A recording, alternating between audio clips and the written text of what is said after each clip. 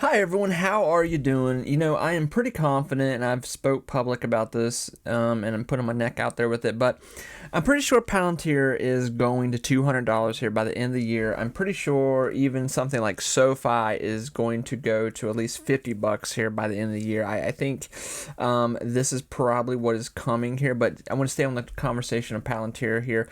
I still think Palantir is a buy. And one reason why I say that is because of the nonstop deals. But there's something bigger happening here with, kind of breaking away from the stock price, the valuation, everything that comes up here with Palantir, with people saying it's overpriced, all this. What you have to look at right now with the overall broad view of Palantir, the company, is that you have to understand that this is becoming a global company that is going to be in everyone's business.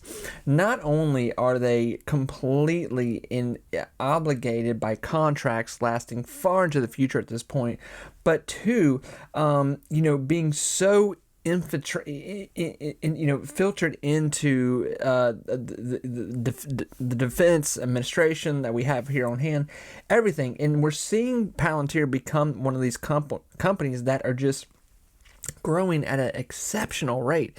And right now, I really think that Palantir, as it's already, found this huge momentum push in, the United States Defense Department, but now just working with the overall government, that will continue to get, bigger and bigger.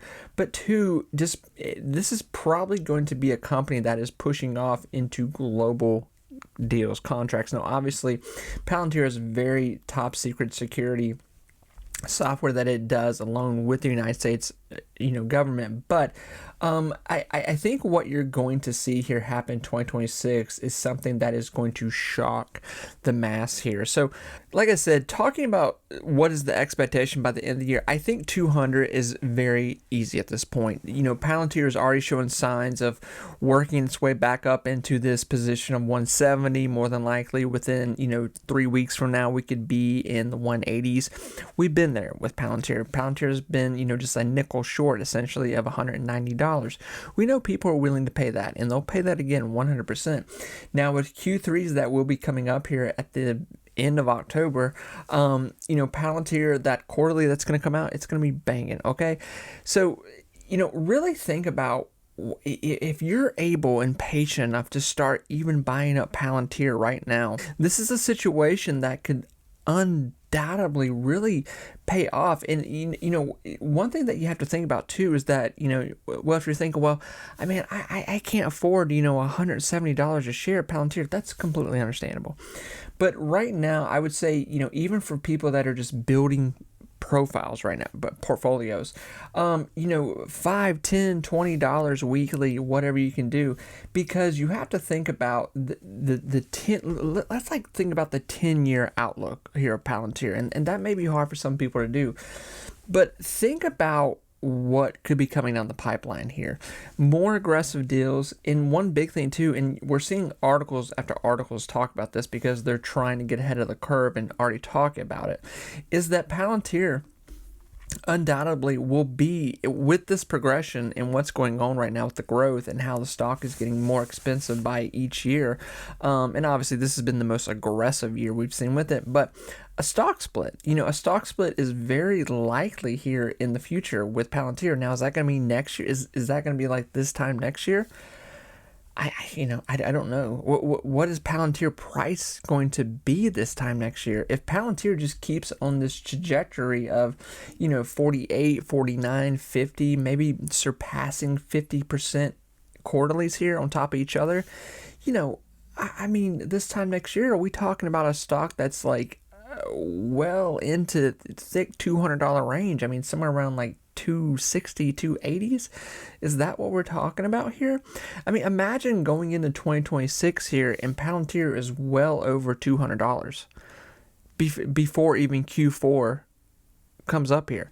So I think what we're looking at right now is this a company that has found a multitude of wealth, great deals, just expanding nonstop.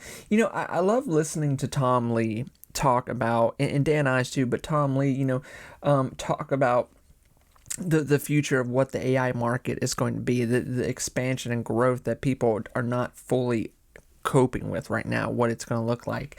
Tom Lee gave a little bit of a story on a podcast not long ago about he knows a company that actually worked with Palantir, and the company told him they could not even understand how Palantir did what they did for their company, but it was exceptionally fast, exceptionally growing for their company in just a short amount of time, and how essentially they're just going to keep working with them. So it's nice to, like Tom Lee. Tom Lee is one of these people. He is in Wall Street. He's working with companies. He's listening to CEOs. He's meeting CEOs. He knows people. He's seeing inner workings with what's going on in Wall Street and a lot of these big tech companies. He knows things, and things too he just can't say out loud, I'm sure, because the FCC is watching him like a hawk, no doubt about it. But and that goes with Dan Ives too. I mean, Dan Ives is very much in that playground of just day-to-day Wall Street, seeing what's going on. So these are two people, and just two people alone right there, who are saying Palantir, Dan Ives has said Palantir is going to $1 trillion market cap. So when people say that Palantir is too expensive, I go, yeah, I get it. It's expensive. It's been expensive. This is nothing new. This is the same old conversation we were having, when Palantir was $50 this time last year. The thing that we're watching here, we're watching the expansion of a company grow to unbelievable heights. I mean, just in a matter of time, the market cap's going to be, $500 billion. And then, before long, year or two, it's going to be $1 trillion market cap. And maybe next year, the year after that, we could be talking about stock split. I mean, imagine a year or two from now, if you're just able to compound in that time 10 shares of Palantir. And then they say, hey, we're going to do just a small, 3 for 1 stock split, maybe a 5 to 1 stock split.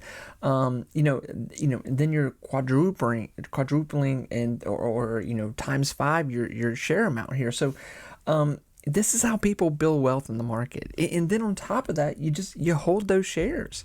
And then guess what? A few years down the road, maybe they have another stock split. Stock splits are not rare. That's the thing you have to understand. I think some people think like, well, not every company has stock splits. True. And then some people say like, well, stock splits, companies don't have multiple stock splits. Yeah, they do. Yeah, they do. They do. NVIDIA's had a lot more than one stock split. Tesla, Microsoft, Apple. I mean, all these big tech firms, especially ones that have grown at a fast rate, they've had stock splits 100%. So, and stock splits get bigger too as the companies get bigger. So, I guess I get kind of sad when I see people go like, I'm not going to buy this. I think it's just, it's not worth the squeeze. Listen, if Palantir was not still getting deals and aggressively growing right now, I would say, yeah, I would back off. I don't think that this is going to do much more. That's what I would be saying. And of course, I would take hate from it and all that, and I totally get that. But we're not seeing that right now. We're seeing the complete opposite right now. There's going to be people that hold this stock for the next 5 years that it will undoubtedly, even if you can hold 10 to 30 to 100 shares, it will change your life in some way. Undoubtedly, it will do something massive for your portfolio. Being able to have a huge chunk of change here in the future. So, man, the growth on this company is just wild. It is unbelievably wild. Yeah, I still think it's a buy even at these levels. And just to mention SoFi, I talked about SoFi the other day, so I don't want to go into too much, but I think this year coming, because we're coming to the end of the year here, and I think it's one of those things trying to figure out where we want to go with this market. Obviously, we're going to find out about rate cuts here, how aggressive rate cuts, how many, how big is it going to be? But SoFi is on a path of growth. I mean, these are the growing years right now with SoFi. So, I fully expect that SoFi will be $100 stock here in the future. Now, getting to the end of of this year, I do believe SoFi has all of the ammunition, all of the momentum to, pull out here a, a $40-$50 share price. I believe that's very possible. Now, will we achieve that with SoFi? It depends what these rate cuts are going to look like. And two, there's still 2 quarterlies left with SoFi. And one of those quarterlies has so much opportunity to hit $1 billion price tag on it. And two, next year, I think next year we're going to see adoption into the S&P 500. I mean, it's not a secret. Everyone's talking about it. I mean, if there was ever a company ripe for that to happen, it is SoFi, 100%. This is becoming a huge stock that undoubtedly can really push into just crazy growth here, even more.